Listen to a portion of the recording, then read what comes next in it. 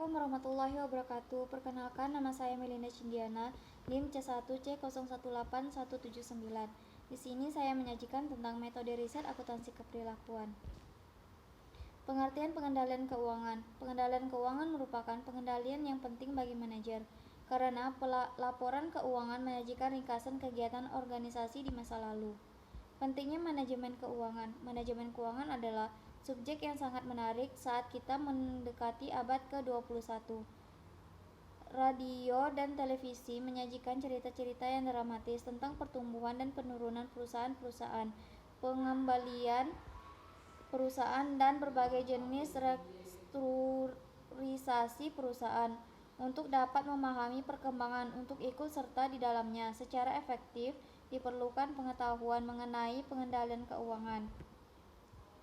Fungsi keuangan. Walaupun rincian bervariasi antara organisasi, fungsi keuangan yang utama adalah dalam hal keputusan investasi, perhitungan biaya, dan dividen untuk suatu organisasi. Tujuan manajer keuangan adalah untuk merencanakan guna memperoleh dan menggunakan data, serta memaksimalkan nilai organisasi. Definisi pengendalian keuangan. Yang pertama, umpan balik mekanikal versus respons perilaku. Fokus utama dalam subsistem pengendalian keuangan adalah pada perilaku dari orang-orang yang ada dalam organisasi. Yang kedua, perluasan konsep-konsep tradisional. Konsep-konsep pengendalian tradisional dalam akuntansi seringkali berarti bahwa hasil dari informasi akuntansi adalah langkah akhir dari peran akuntan. Pengendalian terpadu. Terdapat beberapa, yaitu pertama, perencanaan. Proses perencanaan dalam organisasi ditandai dengan istilah perilaku penetapan tujuan. Yang kedua, umpan balik. Umpan balik dari organisasi berasal dari sumber formal dan informal yang disusun dari komunikasi nonverbal. Yang ketiga, interaksi pengendalian.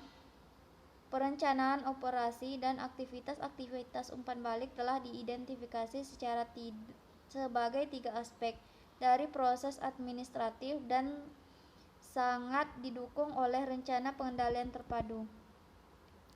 Faktor-faktor konseptual. Konteks dapat menjadi penting untuk keberhasilan dalam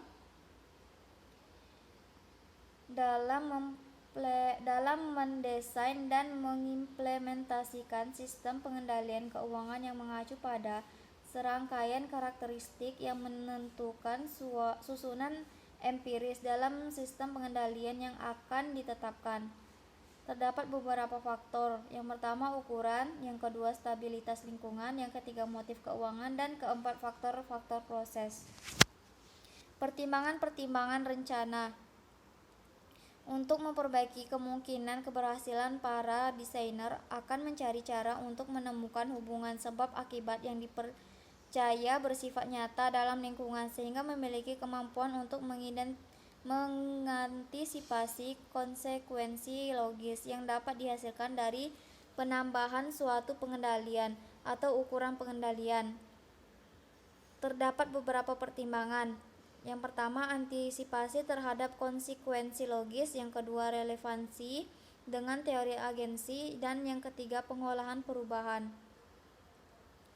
Pengendalian dalam era pemberdayaan. Kebanyakan pengendalian diartikan secara sempit, seperti pengukuran kemajuan terhadap rencana untuk menjamin pencapaian tujuan yang telah ditentukan.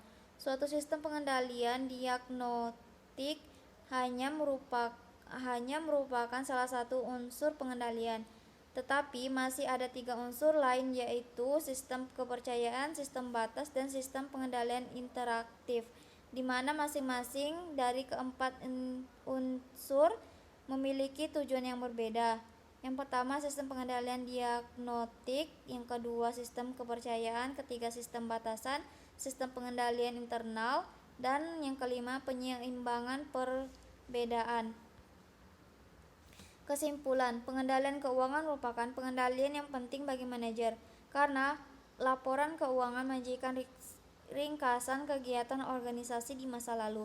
Manajer keuangan adalah subjek yang sangat menarik Saat kita mendekati abad ke-21, pengendalian diidentifikasikan sebagai suatu inisiatif dan yang akan mengubah kemungkinan dari pencapaian hasil yang diharapkan.